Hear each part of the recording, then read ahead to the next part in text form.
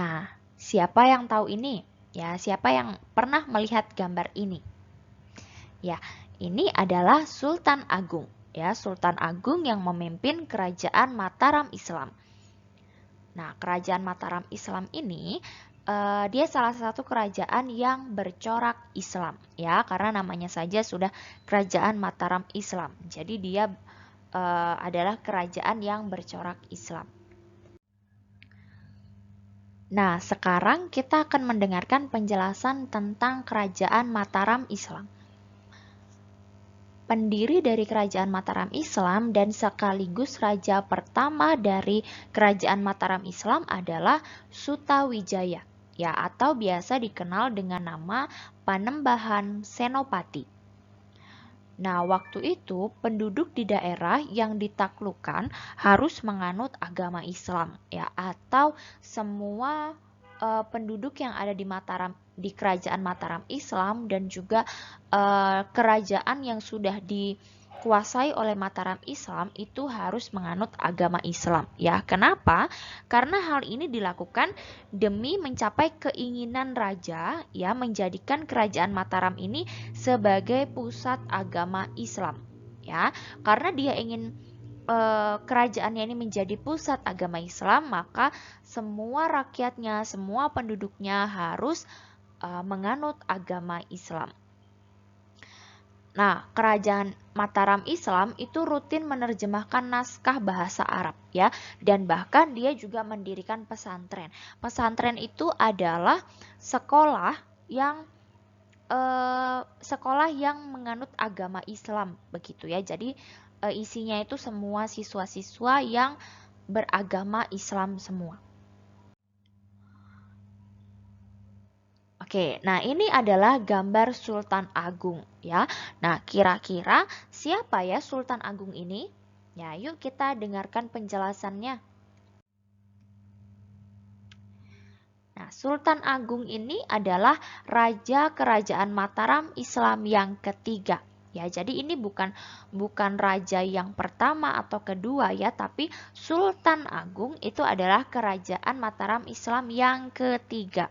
Ya, dia menggantikan ayahnya untuk memimpin Kerajaan Mataram Islam. Nah, masa kepemimpinan dari Sultan Agung ini adalah pada tahun 1613 sampai dengan 1645. Nah, pada masa pemerintahan Sultan Agung, kerajaan Mataram Islam ini mencapai puncak kejayaannya, ya, atau mencapai kesuksesannya. Nah, Sultan Agung ini juga merupakan budayawan, ya. Jadi Sultan Agung ini bukan hanya sebagai seorang raja, tapi dia juga seorang budayawan. Nah, apa itu budayawan? Dia dikenal ya sebagai penulis naskah sastra gending, ya. Ya, budayawan itu artinya dia menuliskan tentang budaya-budaya yang ada di kerajaan Mataram Islam tersebut, ya. Nah, sastra gending ini isinya tentang pelajaran hidup, ya, bagaimana harus hidup di kerajaan Mataram Islam, bagaimana dia menjalani kehidupan yang baik, seperti itu, ya. Jadi isi dari sastra gending itu adalah tentang pelajaran kehidupan.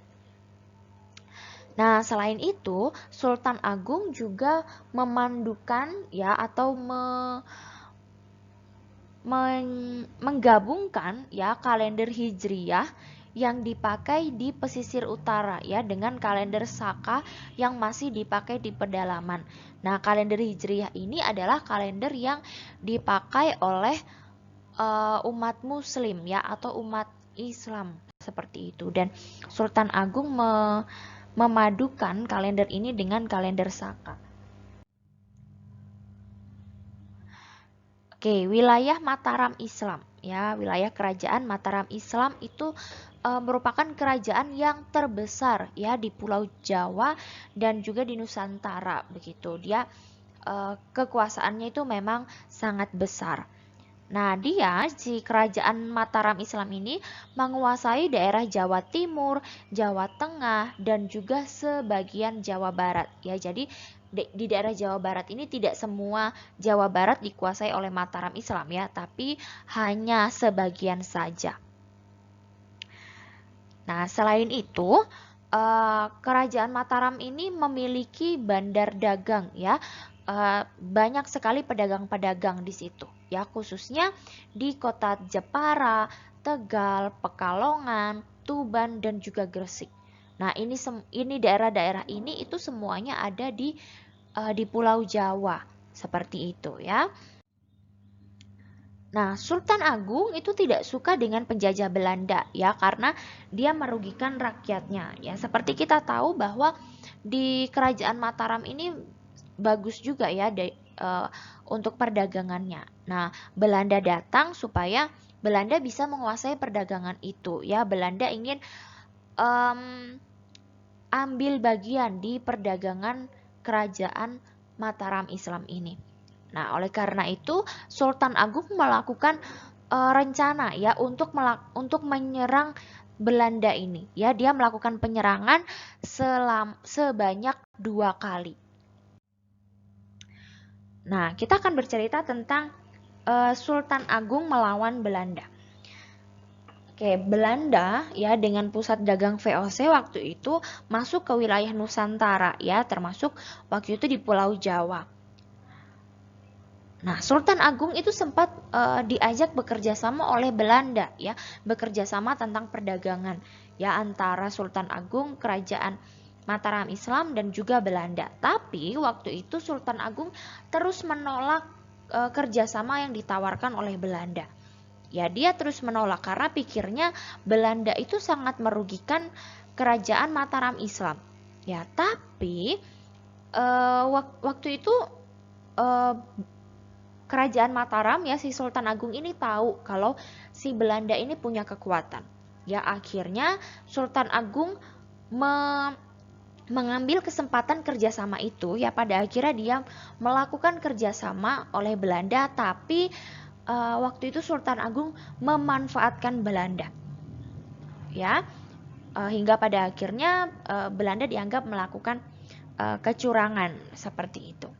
Nah, penyerangan yang dilakukan Sultan Agung waktu itu ya, penyerangan yang pertama itu dilakukan dengan mempersiapkan 59 kapal armada dan lebih dari 20.000 orang pasukan darat. Ya, pertempuran pertama itu mengalami kekalahan ya, karena waktu itu Mataram menghadapi wabah penyakit ya, penyakitnya waktu itu penyakit pes. Ya, anak-anak bisa searching penyakit pes itu penyakit apa. Ya, itu disebabkan oleh tikus seperti itu. Ya, nah akhirnya rakyat kerajaan Mataram ini kekurangan logistik. Ya, logistik itu bahan pangan seperti itu, dan juga mereka kekurangan air. Ya. Oke, lalu di pertempuran yang kedua, Mataram berhasil merebut benteng Hollands. Ya, nah Belanda memanfaatkan kondisi tersebut dengan menyerang pusat-pusat logistik Mataram, ya, terutama di daerah Tegal dan di daerah lainnya. Ya, dan pada akhirnya penyerangan kedua ini juga kalah. Nah, waktu itu Sultan Agung merencanakan untuk berupaya menyerang Belanda untuk ketiga kalinya. Ya, tapi sebelum melakukan penyerangan ketiga tersebut, Sultan Agung di sini sakit. Ya, dia sakit dan akhirnya Sultan Agung tidak bisa ditolong. Ya, dia meninggal sebelum mengadakan penyerangan yang ketiga. Nah, ini adalah beberapa peninggalan dari kerajaan Mataram Islam. Ya, ada Pasar Legi Kota Gede seperti itu. Ya, ini ada di Jawa.